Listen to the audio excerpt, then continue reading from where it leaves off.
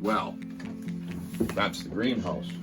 Remember, you don't need a greenhouse. It's just a lot of fun if you have one. This is my potting shed. This is the go-between my garden and my greenhouse. And it's a great place to dry seeds. These are hollyhocks that Mary actually picked for us last year. And I've already harvested some seeds off these hollyhocks, and I've got them started in the greenhouse. I could take other seeds and sow them direct into the garden. And we're going to spend some time talking about sowing seeds direct into the garden as a way of growing vegetables, flowers, in just a minute.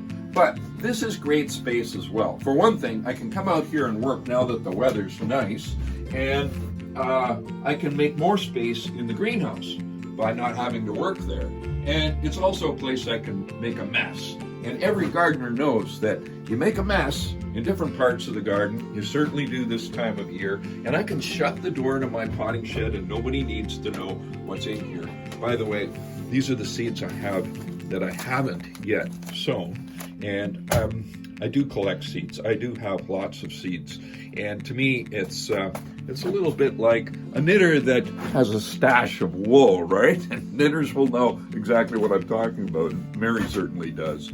Okay, let's go outside. I'm going to introduce you to cold frames and how useful they can be in preparing your crop for planting into the ground.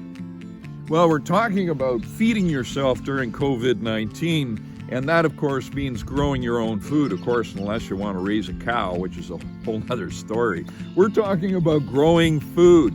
And we've talked about what the greenhouse is for and why you would start seeds early, and that you don't need a greenhouse necessarily if you've got a nice, bright, sunny window in the kitchen or anywhere in your home. South-facing, west-facing, they're best this time of year where the sun is most intense. Now, we've talked about frost tender and frost hardy. Now let's talk about taking the plants that you grow indoors and climatizing them so you can plant them into the garden. There's the word, climatizing. How do you do it? Well, you can do it without a cold frame, but a cold frame makes it a lot easier and more effective.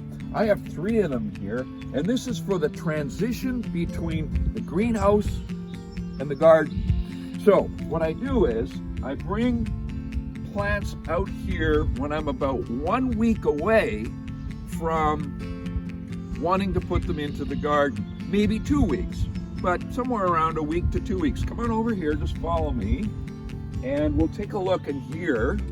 This is one of my cold frames. I made it myself. By the way, it's a 15 degree angle to create the cold frames I have here, and it's just some old spare lumber that I had around and some window sash. But when you look inside, you'll see I've got 2 different kinds of plants in transition. This one on the right is Swiss chard. The one on the left is kale. Now, both of them are actually frost hardy. In other words, they will tolerate some frost. But because they've come from the greenhouse where it's extremely warm, they become really soft. You could say kind of lazy. So you need to harden them up or harden them off. Harden them off is a term we use in gardening that simply means moving them from a place where they've been spoiled to the garden where they've got to take the wind, the direct sun, and of course the potential of a little bit of frost over the balance of the season. So I put them in the cold frame, and on a cool day, I simply leave it shut. Simple as that. But as the sun bears more intensity, and as time passes, I'm going to begin to vent my cold frame. And how do I vent the cold frame? I open it. It's as simple as this. And that's what this rope is for. I can vent it just a little bit, or I can vent it, let's vent it a lot. Here, if I vent it like that, open it up like that, then there's no captivity of air in there to hold the heat. It allows the heat out.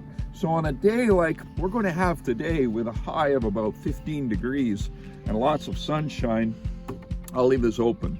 But before I go to bed tonight, I'm going to drop it down. Hold the heat that's in there, encourage the plants to harden off, and by doing this for a week or 2, I've prepared those plants to be planted out into the garden.